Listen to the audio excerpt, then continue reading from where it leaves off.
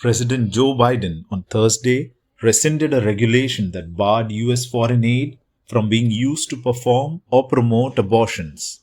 His decision, while expected, was cheered by abortion choice advocates and some humanitarian groups and denounced by the anti-abortion groups. The move also included a restoration of American funding to the UN Population Fund and withdraws the US from an international accord that promotes anti-abortion policies. The steps came just a week after he was inaugurated and fulfills a campaign pledge to reverse a policy that previous Republican presidents, including his immediate predecessor Donald Trump, had instated immediately on taking office. Accompanying Biden's determination was a decision to restore funding to the United Nations Population Fund, which Trump had ended over its alleged support for forced abortions and sterilizations in China. The fund has denied those allegations. In addition, Biden directed the State Department and Department of Health and Human Services to withdraw from the so-called Geneva Consensus, an October 2020 document signed by 34 countries that sought to promote anti-abortion policies and others deemed pro-family worldwide. The consensus had been co-sponsored by the US and was signed by numerous nations critics consider to be undemocratic or authoritarian. Supporters argue they are essential to preserve the sanctity of life. Reaction to Biden's decision was swift and sharp even before it was officially announced.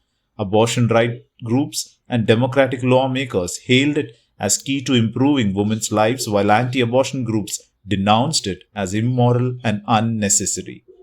Anti-abortion groups and lawmakers were equally strident in their condemnation.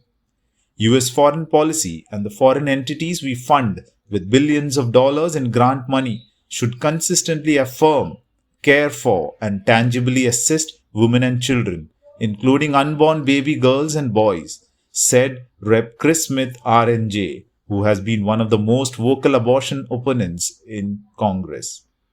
Funneling US tax dollars to abortion groups overseas is an abhorrent practice that flies in the face of the unity Joe Biden and Kamala Harris promise to inspire, said Marjorie Dannenfelser, the president of the Susan B. Anthony List, which seeks to elect anti-abortion candidates to Congress and other offices. Echoing the comments of others, she blasted the Biden administration for once again allowing taxpayer money to fund abortions, maintaining the move was payback for a group of abortion industry giants that support the president's campaign for presidency.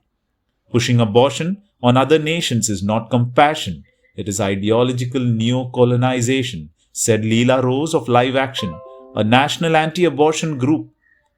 This decision is a dark day for our nation. It will lead to more deaths of more children, and for that, Joe Biden should be ashamed.